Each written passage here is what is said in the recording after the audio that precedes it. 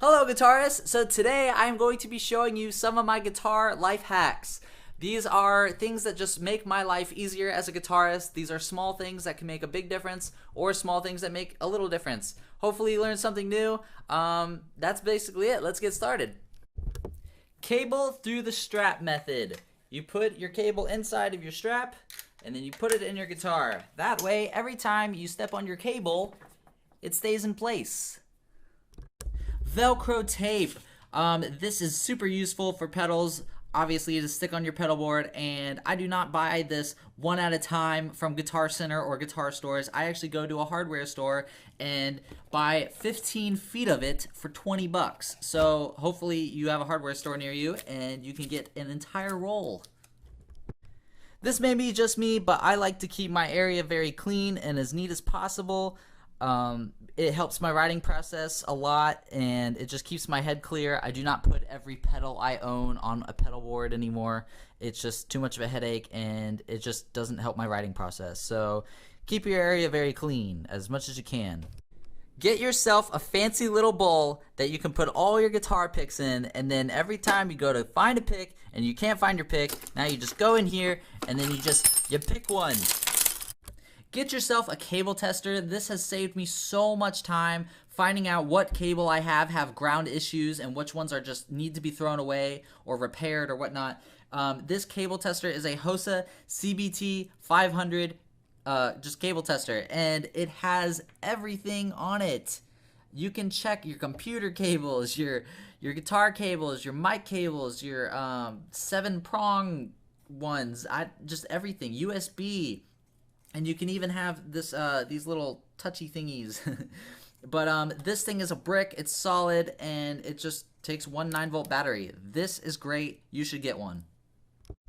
If your guitar case smells really funny, a thing that I do is put dryer sheets in the guitar case.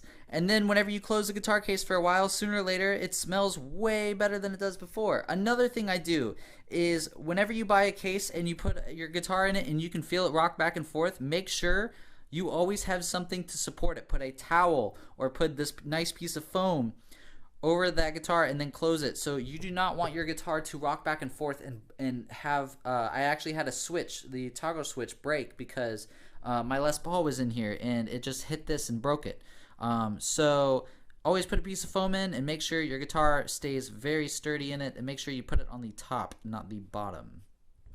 Also, while you're at the hardware store and getting that Velcro tape, get some cable ties. These are Velcro cable ties, and you can buy a whole roll of them for not much at all, and you don't have to buy those ones at guitar stores that are selling them for six of them for like $12. You can buy a whole roll of these, all black, and this just makes everything so neat, and I love it. Everyone needs cable ties. And you can also use them as guitar mutes. Whenever you're recording, you can put this around your neck, and it also helps. I don't really use it that much, but I definitely use them for all cables.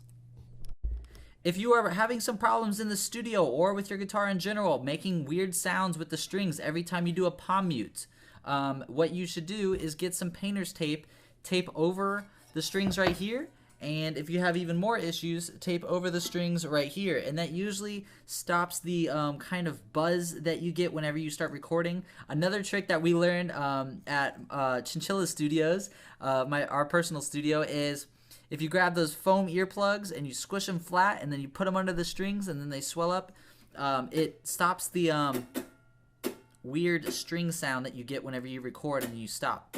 You do a palm mute, so cool idea. Get yourself a tuner on your phone for free. This is Guitar Tuna, and I've been using this for years, and it's pretty accurate, and it works great. It has a full bar, and you can even see it's trying to pick up my notes. But yeah, this is great. You should totally just get a tuner on your phone too. The toothpick trick. So whenever you're putting on your guitar pickups or putting on your strap or your pickguard and you're noticing whenever you turn your screw, it will not tighten anymore and it will not go in any deeper. To fix that, you got to add some more wood back in the guitar. So take a toothpick, put it in the hole, break it, make it flush with the guitar, and then screw the screw back in and make sure the screw stays straight, and then that is the easiest way to fix your problem.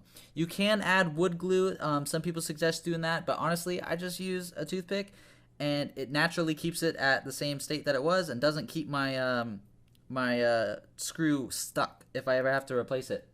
This is really, really helpful with strap locks. I actually, whenever you put a bigger screw or a bigger screw in with strap locks, I always add one of these just to keep it more secure. So that's what you should do. Toothpick trick. If your guitar tone is muddy and you cannot understand it whenever you are playing with a band, the first things you should do is 1, do not crank your volume because that is not going to help your tone. 2, crank down your bass. You do not need that much bass. You're a guitarist, not a bassist. 3, believe it or not, you actually get a bigger, clearer tone when you turn down your gain. So turn down your gain, turn down your bass, leave your volume where it's at, and notice that your guitar tone will be much clearer and more understandable. Alright, so if you guys liked this video and thought it was helpful, give it a thumbs up. If you didn't, give it a thumbs down. Comment your thoughts below. You can follow my band and my social media links in the description below. I had a great time doing this. I hope you enjoyed, learned something new. You have a great day. I'm Eric Shreds. Bye.